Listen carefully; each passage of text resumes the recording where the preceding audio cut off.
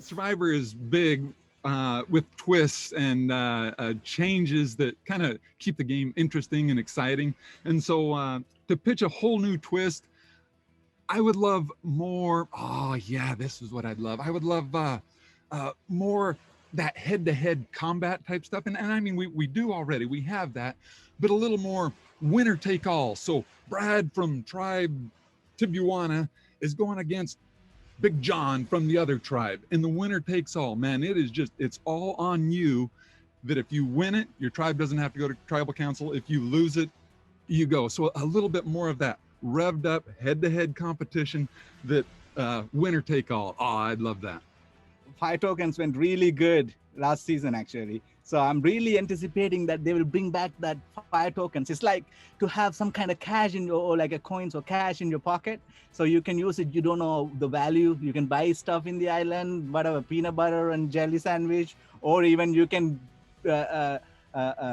convince people and tell them, hey, this fire token is better than the immunity idol. This can be played even after, you know? So it's give you the opportunity to think out of the box. Like watching Winners at War, I feel like there's still a lot that needs to be worked out in terms of the fire tokens. Like I feel like it gives a lot of power to people who are outside of the game to manipulate what happens while the game is still happening.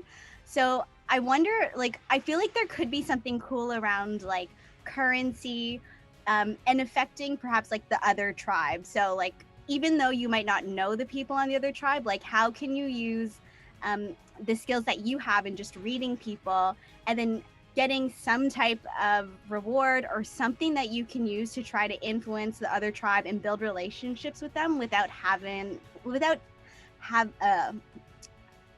like figuring out how you're able to like influence what happens in the other tribe, like possibly put people at a disadvantage or possibly build relationships with people without even having met them yet. I feel like if we're going survivor currency, which I kind of feel like is what's going to happen, it would be fun to be able to influence the game from different ways with people who are still in the game. A new twist that I think will be fun on Survivor is having the entire cast be the jury. So you have a vote for everyone that has been voted out. So it's 100% fair for the entire show. Team cooperation. We're gonna work together as a team, as a unit, to be able to go through each different stage of Survivor.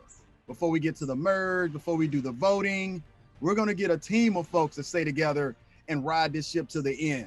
If some new players can partner up with like a past favorite Survivor, like if it's like me and Aubrey, like against like two other, like a contestant or a fan favorite, and kind of like Blood versus Water, when you had two people on the same team, but it was like somebody in your family. This would be like Survivor and Survivor contestant and fan favorite, like on one team together, and then see how far the two of them can go, and then maybe win as a team instead of an individual survivor, like Team Jeannie and Aubrey win $2 million, you know, something like that. Survivor Brain, Brawn, Beauty with captains. So you could have somebody beautiful as the captain of the beauty tribe. So like a returning player like Lauren O'Connell, who's my Survivor crush. What's up?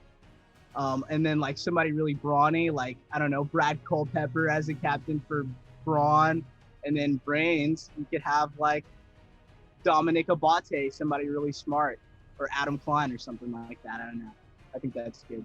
I know they've brought in the idea, or I guess they have used it, of a super idol, one that could be read after the votes. But it was just too easy to find the idol and then have that kind of power. So what I think would be a great twist is having some sort of similar to a legacy advantage, where it has a menu though of two different ways that you can use it, and tied with an idol that you have to find yourself, then having the same powers as a super idol that you can use after the votes. But you have to have both. The legacy advantage that you find on day one during the marooning, and an idol that's found at your camp. A super idol nullifier. So there's the idol nullifier that you can play against someone who plays an idol, but then there's super idols that you can play after the votes are read, which is just like, that's ultimate, right? Like you don't have to, you don't have to hide anything. I mean, you've got the power to like basically the veto to basically say like, even if you guys voted me out, try to vote me off, like I'm turning this back around with my super idol, right? But then to be able to nullify the super idol, I think that would be really, really, really interesting to see. That's an interesting twist. I really like, this happened in the previous season, but I really like the advantage of an idol nullifier or an immunity idol with special powers that can be played after the vote. I think those types of twists just allow for like the craziest things to happen and the unexpected to happen. And I think especially after a year like 2020, like you always have to be, on your toes and expecting change and uncertainty and things like that. So I think that will like really shake up the game if we're able to have those special advantages.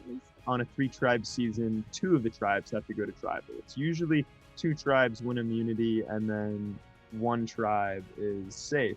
Or 2 tribes win immunity and 1 tribe has to go to tribal council. But I think that a lot of people are able to skate by in the beginning because they don't have to go to tribal. And, really everything is wet concrete until you go to tribal. It's all fluid, but then it's got to stick at some point. So more tribals, I guess.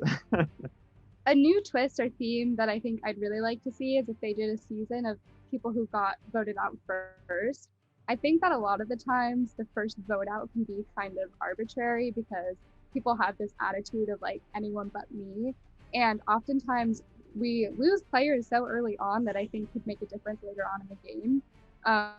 So I definitely think doing a season of first vote outs would be really interesting and something new.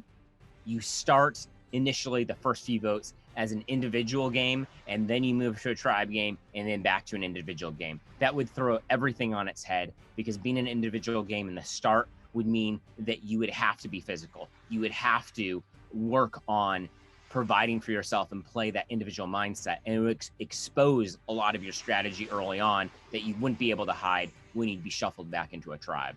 Instead of blood versus water, where you bring your loved one, what if it was like you and your boss and they're on opposite tribes, and there's this like crazy dynamic where people, some people love their boss and want to work with them, and some people hate their boss and are trying to get them out. And I'm instantly seeing a million problems with this formula, but I think something like that where you're bringing people that have kind of more complicated relationships could be really fun. For me, the themes I like the best are ones that kind of influence who the people are in the game, or or their designations, like brain, beauty, bronze, something like that. I like those kinds of thematic changes better than the changes to the structure of the game. But also, every change makes a new, interesting, unique season. For me, I'm horrible with numbers, so I'm just not good at math.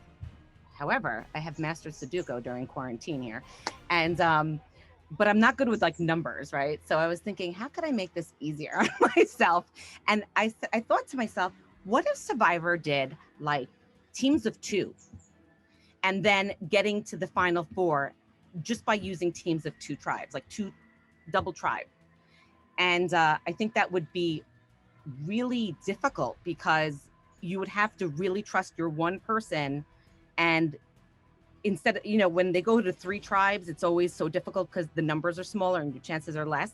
But like 6 tribes, 8, 9 tribes of 2, like, and then eventually swapping into larger tribes. I wonder how that would work, going from a very small to a larger tribe.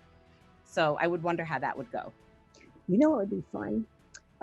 Bring back the auction. And besides the food items, like just go ahead and just say that there's not a hidden clue in there or anything like that, just to get that off the table.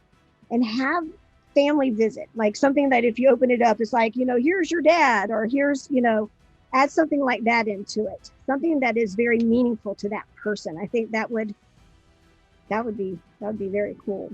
For a new twist on Survivor, I would love to see like where you're tethered to one other player in the game, and your job is to basically make sure that player makes a certain stage in the game. I think it would just add a certain level of dynamics to the game. Like imagine I come into the game and I hate player X, right? But then Jeff announces, you have to, in secret, obviously, you have to keep player X safe until the merge. And if you don't, then there's some kind of penalty or something like that. I think that would add a crazy layer to the game. I think that it would make it a lot more interesting. I think something for theme would be cool, like American geography. Like I've known they've done like David and Goliath, things like that kind of, and that obviously speaks a little bit to privilege. But like I said, I've traveled to 49 countries and I've been more culture shocked in a lot of places in the United States than I've been anywhere in the world. So if they did like a Northeast, West, and then like a South, that would be really interesting to see how the different cultures clash and get along.